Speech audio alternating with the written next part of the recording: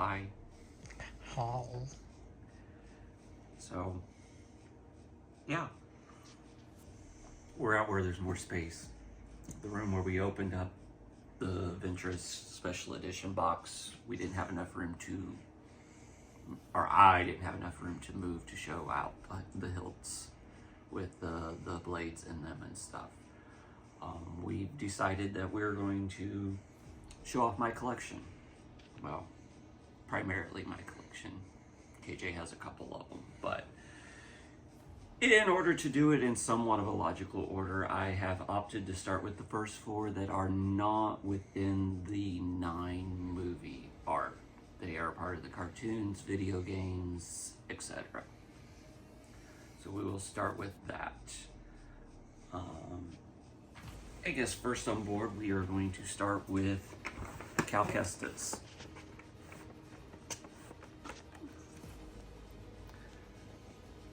Now, I am not played the game, so I cannot say one way or another how accurate it is to the design of the game, but it is a very solid build. It's very hefty, and within it, it has his broken part. So you take that off, and I guess this correlates to something within the gameplay with the hardware being, or the mechanism being exposed out of the hilt of the handle. Which, the design is really cool, but like I said, I am not familiar with the whole gameplay to say whether or not it is accurate. Hooks up just like all the others. Yeah.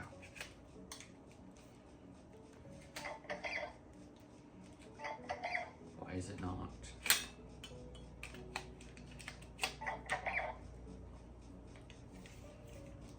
Hooks in, pushes in, screws in, and then has a very nice blue light. Good sound effects. Overall, I think it's very nice. But like I said, I am not familiar with the game, so do not know if everything is accurate. Nonetheless, KJ wanted it, so we got it. And I think we're happy with it.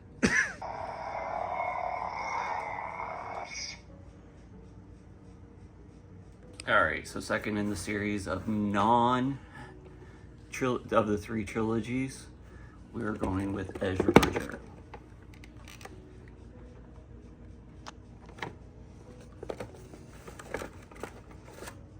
It's a very nice design.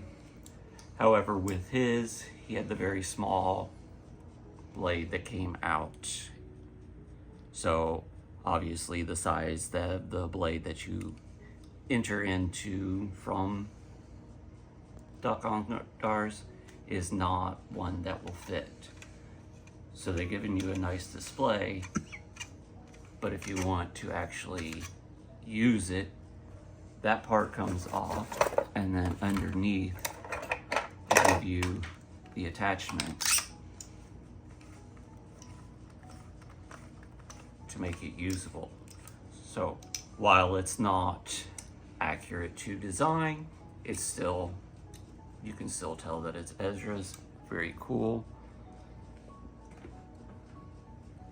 And then we take the blade,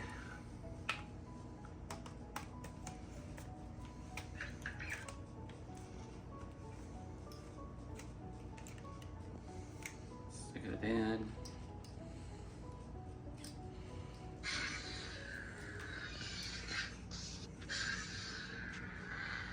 Then we have a very nice Ezra blade.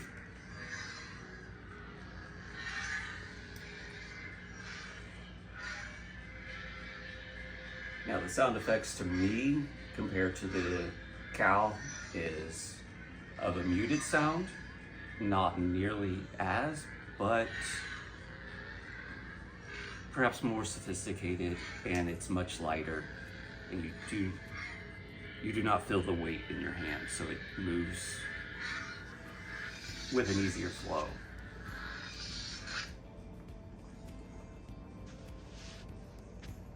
Ready? Mm-hmm. So next up is Kanan Jarrus, which was the trainer of Ezra Bridger. Now, I never have paid attention to find out what that actually says in the writing. Kind of forgot about it after I put it away onto display and the lid was opened up. So, yeah, probably should be doing that. But I was always a big fan of Kanan. Loved his arc within the story. Just hated the way it ended, but it was still beautiful at the same time. So,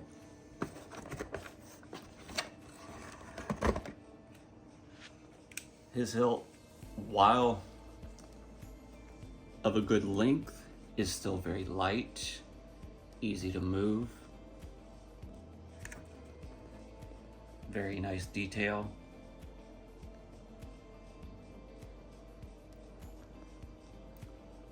And again, the blade goes in the same. And this one is chargeable? Oh, I lied. The blade does not go in the same. This has to come off as with Ezra. And the adapter is down here. Maybe. Now, the unfortunate thing with Kanan's, which I think is the masterpiece of the look of his, is this part that goes to the top. But in order to get the blade in, they were unsuccessful in the design of giving us the guard shield here.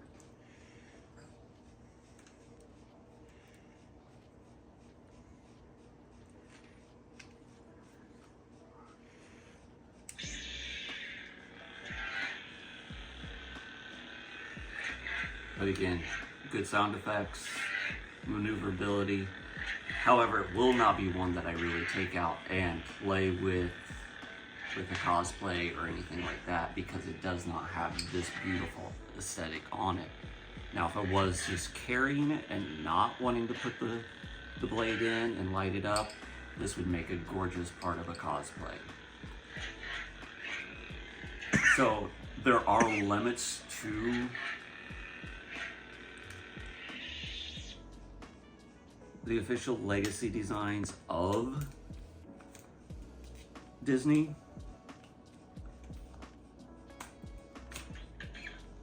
But I think they're gorgeous in and of themselves. There are other manufacturers out there that make your hilts and blades that might make this if you're wanting this, but this is official Disney merchandise, so you get what you get.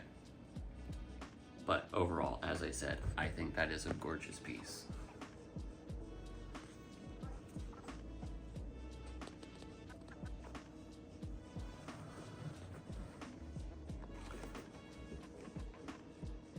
This is what started my collection. Honestly, I thought this would be the only one I bought and I'd be done. But yeah, like tattoos, they're addictive and it's hard to say no to just one. But this is from my girl, Ahsoka, but it is the Clone Wars ones. These are not the new ones that just came out. These are the ones where we saw her fighting with Anakin in the Clone Wars cartoon series. You do get both, so you can dual wield. They're light, very true to form, and they each hold a blade. Now, like with hers, she had two different size blades. One was shorter than the other, and we have the option of doing that as well, and I will show you here in just a second.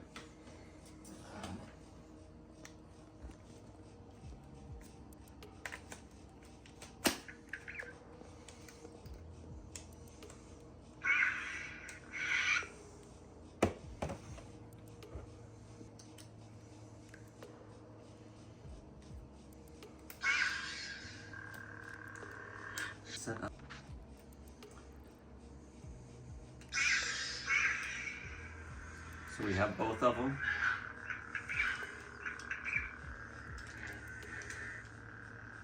And of course it's being difficult. I've had difficulty. But we got the green Ahsoka.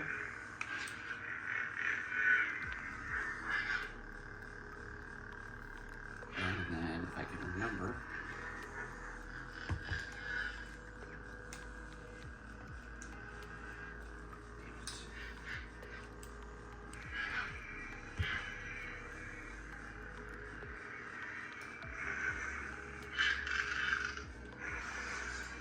we also have her in the blue. Now holding them and using them once you get it set up is nice. I get flustered on camera. I want things to look pretty and simple, and I forget what I'm doing. But there's buttons on the side. You hold them for 5 seconds, and you can switch back and forth. But both hilts have the sound effects, and you can be Miss Ahsoka if you so choose. They are still available as far as I know, and they have not discontinued them after releasing the other ones, which have a smaller blade, and you have to buy the set completely together. I did try to order them. The order didn't go through for whatever reason, and I decided, you know what, I like these better, and not going the other route of getting the other ones. But those are the 4 non-movie trilogy movies characters that we possess at this time.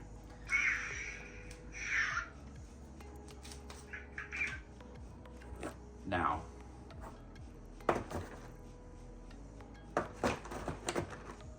we did do the Ventress Assad. I will put those together. I will pull them out and show you again. I just want to show you. So, this is the 2 of us, and if we decide we want to dual wield, we've bought 4 different blades.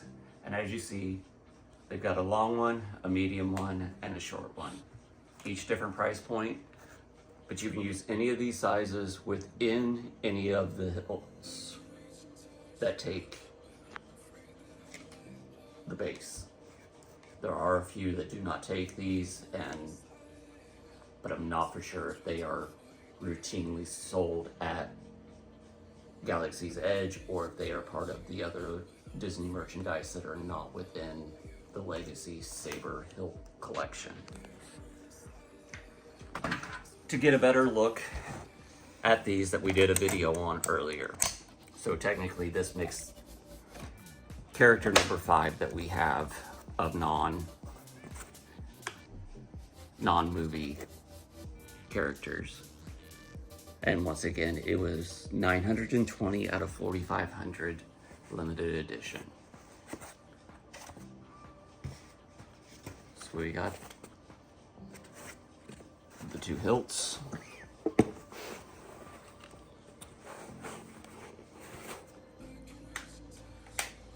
Which I will say, with these limited editions, they seem to put a little bit of extra care into them. They seem to have a slightly better quality feel to them, in my opinion. Of course, I may just be biased because I like them and I wanted them, so don't take my word for it. We'll go from there. But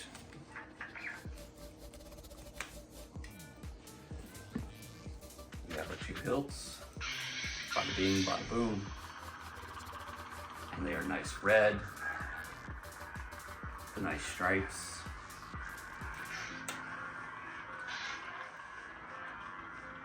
And we're ready to go kick some ass.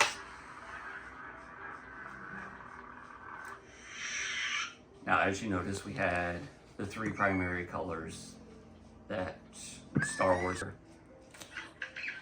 Lightsabers, which is red, blue, and green. With the Legacy hilts, it's automatically encoded into the hilt itself which color it's going to be. And from that, you do not have to buy any special crystals. You cannot change the colors. They are what they are from the character in the movie. And also, as far as I know, of the ones that I have owned, Ahsoka is the only one where you can switch the colors. There may be other characters out there that have switched colors, and I am unaware. While I am a Star Wars fan, I am not knowledgeable in all things that are the nuances of sabers and all of that. I like the story, I like the characters. I don't pay huge attention to all the ins and outs of design. So that concludes these. In our next video, we will either do the light side or the dark side, depending upon my mood and what I want to do. And we'll go from there. So as always, may the Force be with you.